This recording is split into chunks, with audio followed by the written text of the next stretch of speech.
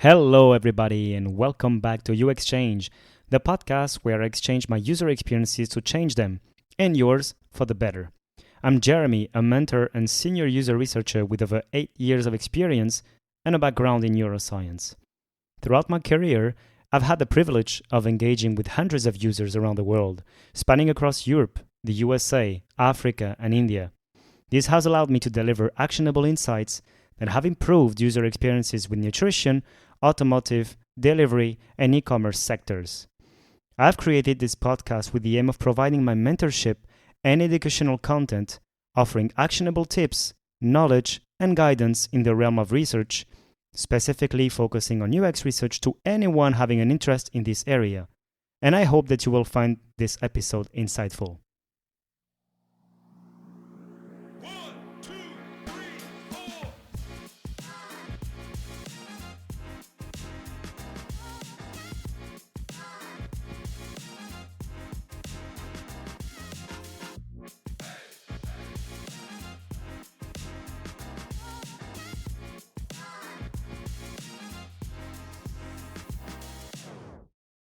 Hello, everybody, and welcome back to the show. Before starting, I have an announcement to make. If you like this show and if it's providing value to you, you could help me deliver more valuable content to you more regularly by just subscribing and sharing that with your friends, your colleagues, your loved ones. That would hugely help me. Second announcement, if you want bite-sized value delivered to you in the form of quotes, snippets from my podcast, you can access that on my Instagram page dedicated to the podcast, and that is linked into the show notes. And without further ado, today I will dedicate this episode to qualitative and quantitative data. Please do not take this episode too seriously, especially if you're coming from the quant side of things. Take that as let's say, a fun one, because if you're coming from the quant side of things or even the qual side of things, and if you're a UX researcher, you should already know that quantitative data have its value in some contexts, and qualitative data as well. So just don't take that too seriously. Why am I saying that? It's because today will be kind of a different kind of episode. It will be a hot take from me because I want to oppose both of them and I want to take sides. Today I want to take sides and I want to tell you why, if and why I prefer one of them when it comes to research. So before starting, you should know that I have extensive experience when it comes to quantitative studies. I'm not a statistician. However, it's been around 10 years, maybe even more, maybe 12 years, that I'm used to manipulate quant data in the forms of scales, surveys, observation, and codification, let's say, of data. And on top of that, statistics, to be able to tell if what you're observing as an outcome of your experiment is significant, meaning that it's not due to chance. And I should emphasize that before entering the field of UX research, so user experience research, I was a researcher, I was a cognitive science researcher, let's say, before the term UX was kind of famous in a way. But my point being that I was manipulating a lot of quant data and I was more quant focused. And I really love that. I love to crunch the numbers. I love to compute things. I love to make some scripts to automate all of this. And I love to make statistical analysis to say, okay, what you're observing, is that due to chance or is really significant? And even if you say so, I just should emphasize that by using statistics, you agree that you have a probability of being wrong. So this is not the truth in itself, it's just probabilities. However, everything is probabilities.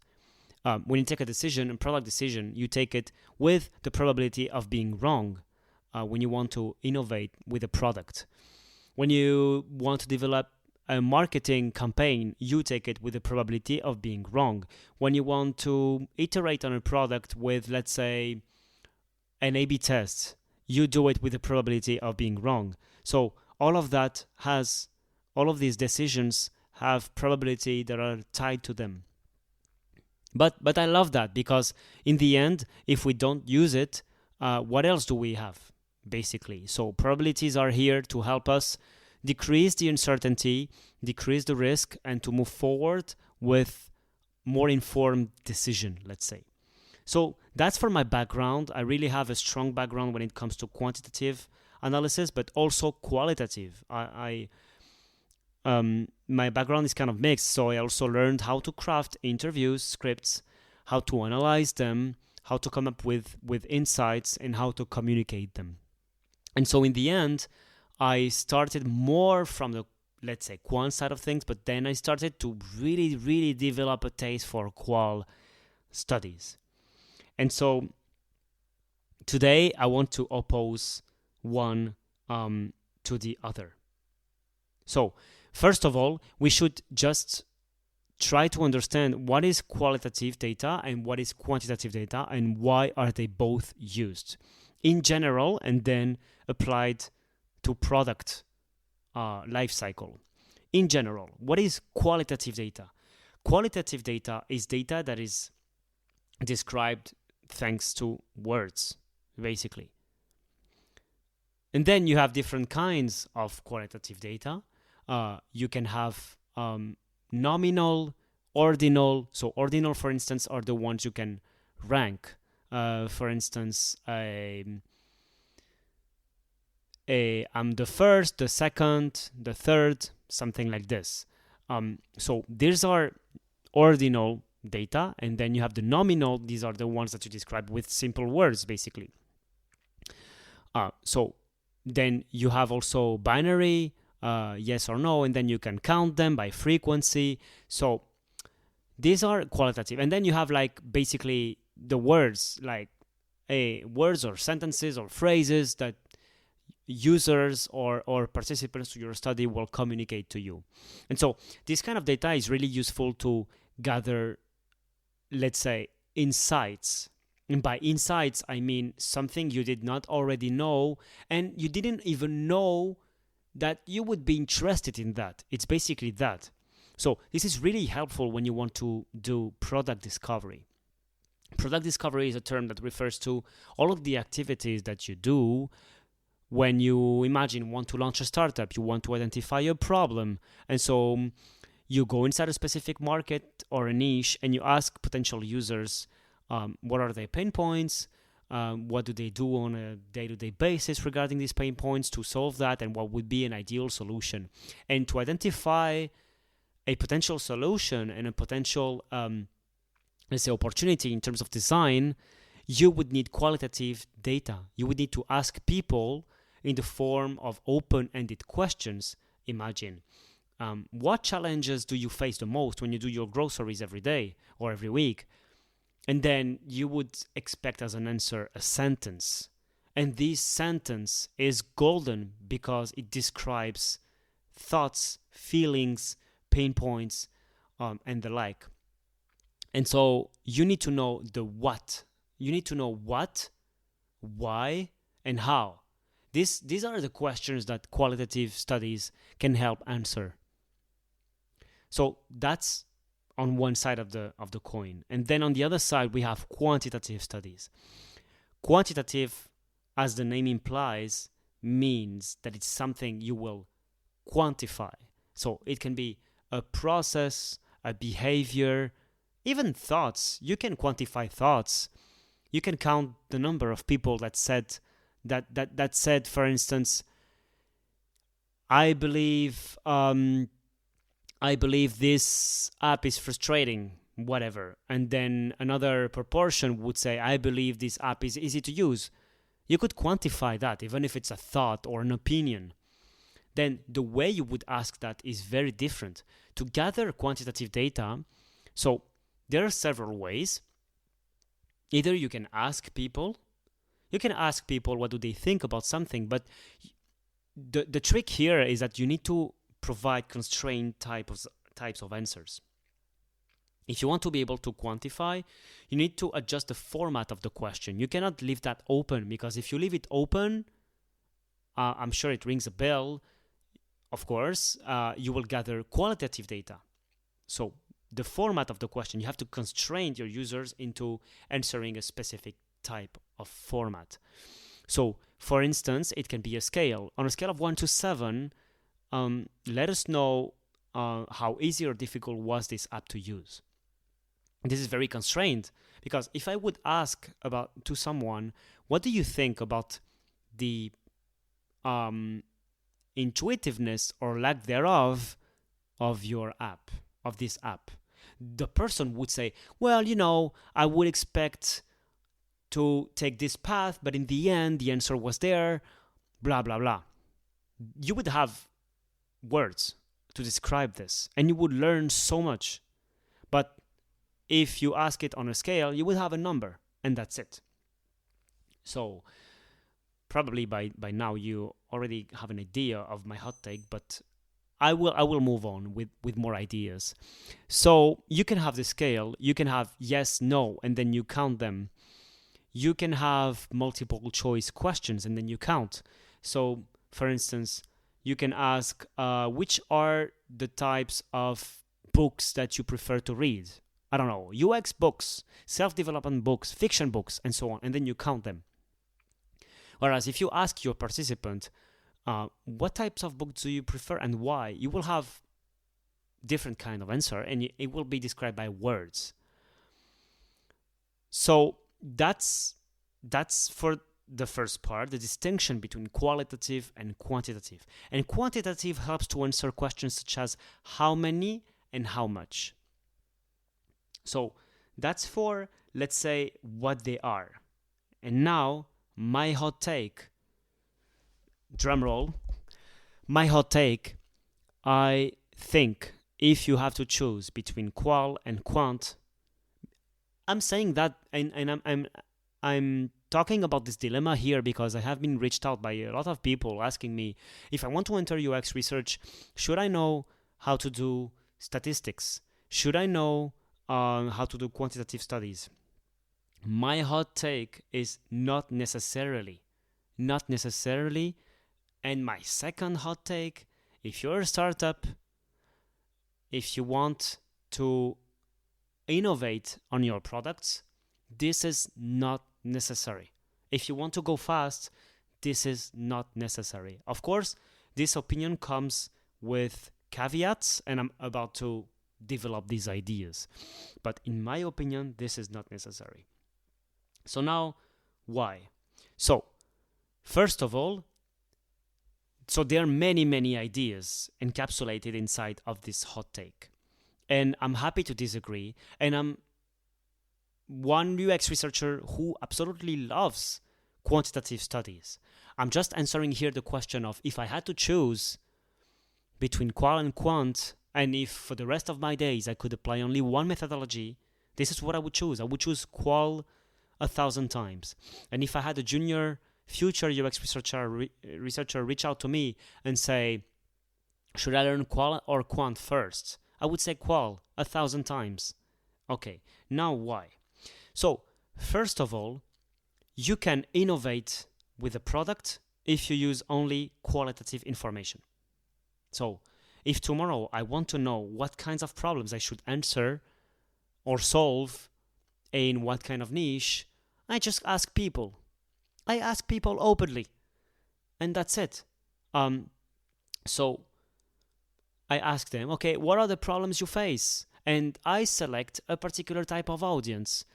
Yes, we could argue that to select the particular type of audience, we should size this audience. We should make sure that, for instance, what is the proportion of gamers in Spain? Whatever. If this is very, very small, maybe there is not a market here. I know.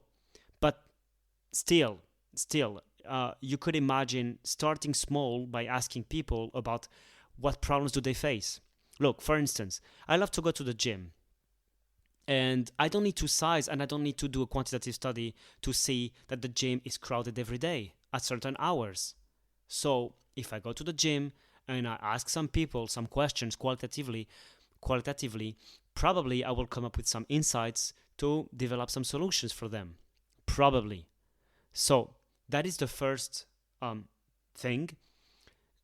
This kind of data that is provided by qualitative studies is raw, meaning it is unfiltered. It is direct. You ask people something and you have the answer from this person. Second of all, it is made by words. So words describe thoughts and describe thinking processes. This is what we need to identify, to work on a problem. So we need to use words to come up with a problem statement that is also made up of words and not of numbers. And then we need that to also ideate and to come up with solutions. It's also made of words, not numbers. If tomorrow I want to craft a solution and I want to pitch my solution to an investor, it needs to be through words, because we communicate through words. We don't communicate through numbers. Of course, this investor will ask about some data that probably will also contain some numbers. Yes, but if in the end you craft a good and compelling story, this story doesn't need numbers. Like, we can all relate to some stupid issue. For instance, if I tell you that when I take the shared bicycle inside of my city, it is really a pain to not know the state of the bicycle before I take it. Maybe I have a flat tire. Maybe my brakes don't work. I don't need to communicate you numbers to tell you 70% of bicycles have brakes that don't work. Yes, okay, it would make the story more compelling, yes, but it's not needed. Like, it's not essential. So, first of all, the qualitative information tell you what to improve and what is the problem. Then it's direct, it's not transformed. When I do quantitative analysis, to some extent, I'm transforming the data. So we could argue, yes, that when we do qualitative analysis, when we code the data, we also add some subjectivity to it. And yes, I completely agree to that. For instance, if we are two UX researchers and I'm asking my customers about what they think, maybe I have some biases like every human being.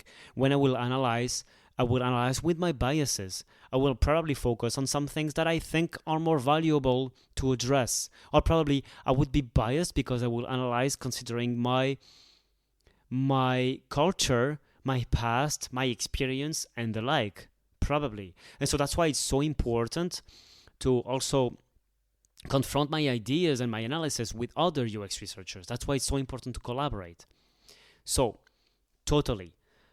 However, when you do quantitative analysis, for me, there is way more, maybe not at the time of analysis, it's robust, but it's more biased. We are dealing with human sciences here. We're not dealing with building bridges. If I build a bridge, I want to make sure that if I walk on this bridge with the pressures and so on, it will not fall, it will not collapse. This I understand. And this here, quantitative data has all its value, of course. But if I talk to someone and I ask, look, on a scale of 1 to 7, how do you feel? And this person tells me 5. For this person, a 5 might be really low. And for another person, a 5 might be really high. Maybe I come from a culture that, let's say, if you have a 14 out of 20 at school, you're an excellent student. But maybe in another culture, you would need 18 or 19 to be recognized as an amazing student, you know? And this is the same about ways to make grades. Like, for instance, A, B, C, D in some countries are ways to give grades, and in other countries it's out of 20, in other countries it's out of 5. So you have some biases also when it comes to the format that you quantify your data. So there is that, of course. And so you have biases when it comes to counting as well. And there may be some issues in between. Like, for instance, when I do usability studies, sometimes I observe people and I observe what they do. And in the counting, in the way you count and the rules you use to count, it's not a perfect science. It's not perfect. Like, if I do a tree test or a usability test and I observe my participant using an interface and I say, okay, indirect success here.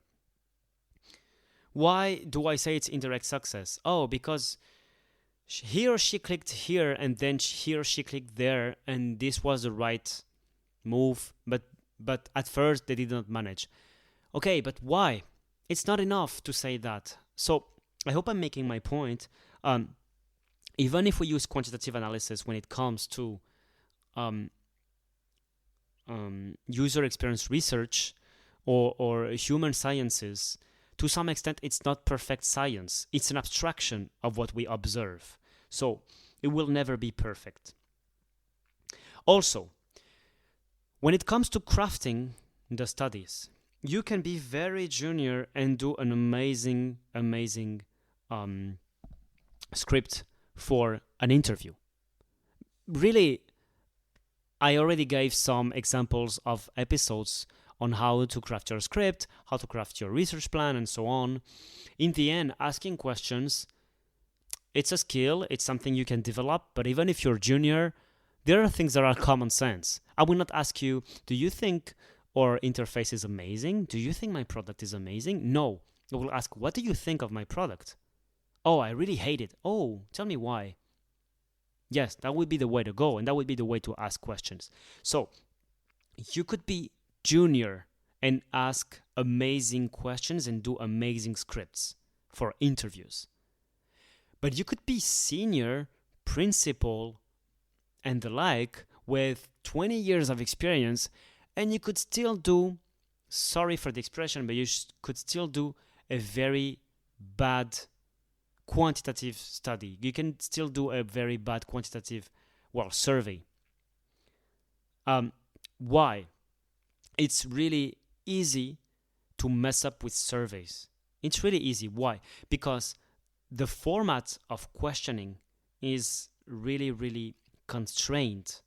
And so the more you constrain your format for your people to answer, the more, let's say, you lead them to answer in the way you think it will reflect correctly what they think. So, for instance, imagine two simple examples. I can evaluate feelings two different ways. First one is, please rate the extent to which you agree with the following statement. I feel very happy with this product. From strongly disagree to strongly agree. This is one way to measure. Another way to measure would be, please rate on a scale of 1 to 7, 1 being extremely not easy to use, let's say, for the sake of the example, 2 extremely easy to use. This is another way to measure. In one way, we are measuring people's feelings. In another way, we are measuring what they think about the product. And then you can also have ways to measure that are bipolar scales. We say that it's bipolar scales because they have two sets of adjectives that are opposed one to another. So it can be very complex to very easy. This is not a good example, actually. It's a bad example, but you get the idea. The idea is that you can have many ways to constrain your users into answering something. And the way you choose to do that is actually a choice, and it's actually a bias in itself. Who can tell? Actually, there are studies that were able to tell what is the best way to ask in the form of a scale, depending on your objectives and so on. But still, in a given context, probably a scale which is called Likert scale will not be the best option compared to another type of scale, which is from an agreement scale. And so all of these choices, you have to make them up front. You have to make way more choices to make a very good survey. You also, for instance, another way to mess up a survey, a screener, is to ask, for instance, do you use a smartphone? Yes, no. Let me tell you, how many participants did I get when asked this question in a screener saying yes? Not exactly this question, but you get the idea. And then in the end, the participant was not with the criteria as I expected. Why? Because you lead them into thinking that, of course, yes is the expected answer, and we will recruit based on people who say yes. So it's really easy to mess it up. And another way to mess less this up, if that's a way to phrase it, would be to say, please select among the following options the one that best describes your use of technology or the devices you use on a regular basis. And it can be smartphone, television, computer, and the like. And then you select only the ones saying smartphones. They cannot tell. A participant from the outside cannot tell what you're looking for if you ask the question this way. And so you get the sense, you get the idea that the more you, let's say, get away from a very, very narrow and constrained set of answers, the less you will mess up your study, or you risk to mess it up. You can make amazing quantitative studies, but the more you gear towards qualitative and more open-ended and multiple choices and so on, the better in terms of your risk to get it wrong. So, again, it's very easy for a junior to make an amazing script, and it's very easy for a senior or whoever else to make a wrong, let's say an incorrect script for a quantitative study. And so that is one more reason why Quant, in my opinion, is less necessary than Qual. So, then now I'm about to talk about other situations, other scenarios. I can do Qual without Quant for the reasons I already explained. I can say, okay, our users feel the app is misleading because, let's say, they were told something at XYZ screen and then they were told something else at XYZ screen. This is numbers. This is words. This is not numbers. And this is useful to iterate. Now, let me give you another example, and which is actually a story. In past experiences and in past positions, I had a lot of A/B test engineers and people in charge of A/B tests coming to me and saying, okay, we are having this website, imagine, and we have this product that we want to sell. And on one version of the product, we are laying out all the specifications this way, for instance, with bullet points, imagine. And in another site, the B variant, we will have all the specifications and we will add an FAQ, whatever. And then, depending on that, we will determine if what is the best version depending on the most conversion it has. And if you rely only on that, only on this business metric, so for people who don't know, conversion is the fact of leading, or let's say, your users take the expected action. Your users convert. And the expected action can be anything. For instance, if I have a landing page and I want my users to give their email, I make them convert. If I have an e-commerce website and I want my users to convert, well, I want them to add the product to the cart. And this is one type of conversion. Then you have another type of conversion, which is checkout, for instance. So you have many types of conversion. And now let me tell you crazy examples. So I have business people coming to me and saying, look, we made all these changes. We thought it would be better because we used common sense. But in the end, the B variant, the one we actually thought would do better, did worse. Can you explain us why? Okay. Now, this is my rationale. We can do qualitative studies without the help of Quant. It can work. However, a lot of times, more often than not, Quant people come to us saying, please explain me why this happened. Because you are helpless. When you have some numbers that you cannot explain, you are helpless. You need words to explain that. So this can happen. And so this is one more reason for me to tell you that if you master the art of qualitative studies, the art of asking questions, the art of synthesizing through words, you master 80% of the game when it comes to research with humans. Any type of research. It can be user experience research, but any type of research. Another example that was really striking to me, and it can be really related to dark patterns. What is dark patterns? I don't like really much the word. I would say more deceptive patterns.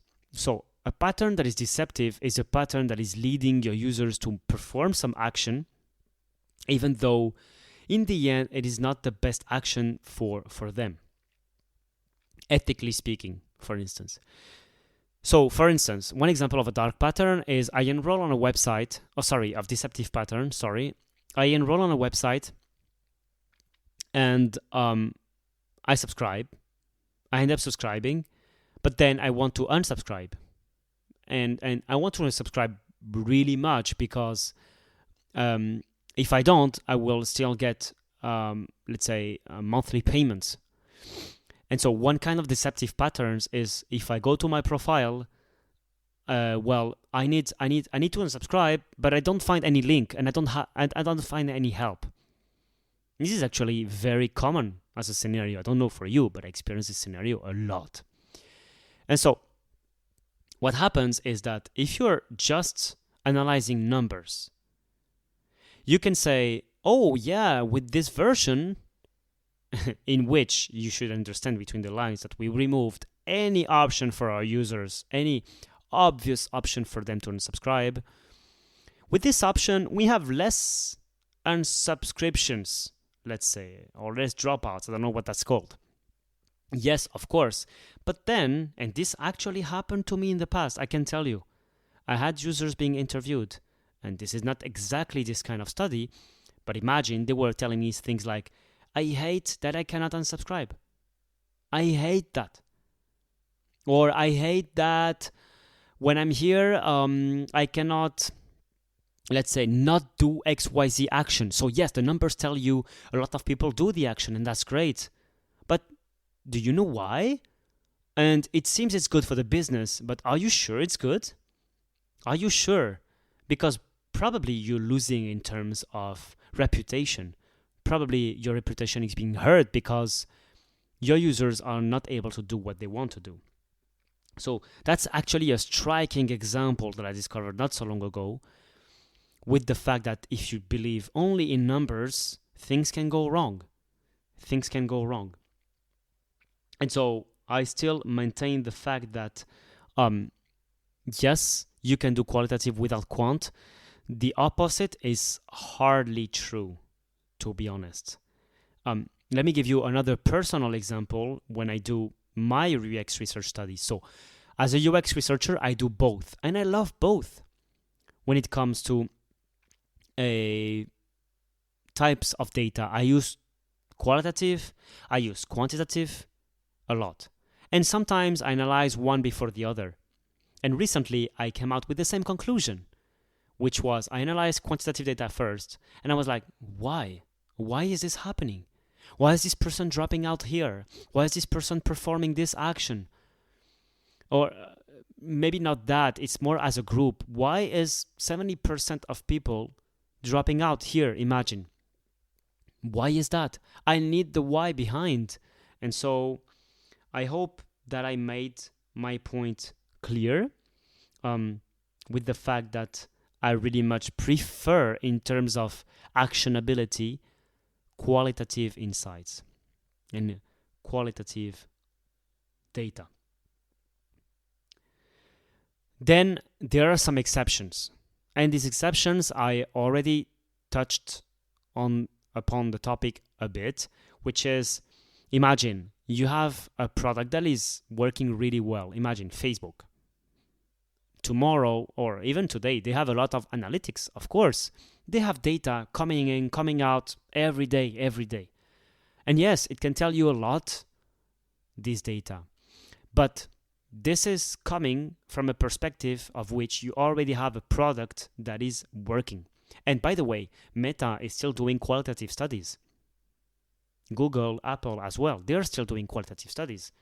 They don't rely solely on numbers. That would be foolish.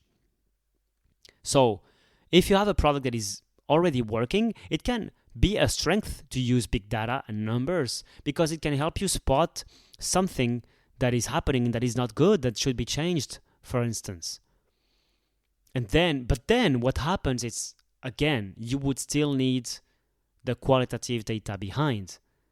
Again, it's very, very hard to rely solely on numbers. Numbers is only an abstraction. In the end, we are humans and we are not machines. Not everything can be abstracted from us as numbers. And so we need people to tell us things through words. And so that's why, in my opinion, if you should choose just one of them, choose qualitative. I hope it was clear. I hope you learned at least one thing today. I'm very, very happy to disagree. If you want to manifest yourself and come be part of the podcast, for instance, if you want to reach out, use the links provided in the show notes. And I really hope you enjoyed this episode. If this is the case, please feel free to let me know, rate the podcast and subscribe. And if you liked it, I might do more hot takes like this one. And until then, take care and see you in the next episode. Bye-bye. And that's it for today's episode. Thank you everyone for joining me today on New Exchange. I hope you found today's episode insightful and valuable. Make sure to subscribe in order for you not to miss the next episode. Share it if you liked it and leave a review. Thank you for your time and attention. If you have any questions, comments, or suggestions for future topics, feel free to reach out directly to me. You can find all the details in the show notes. And see you in the next episode. Bye-bye. Yeah.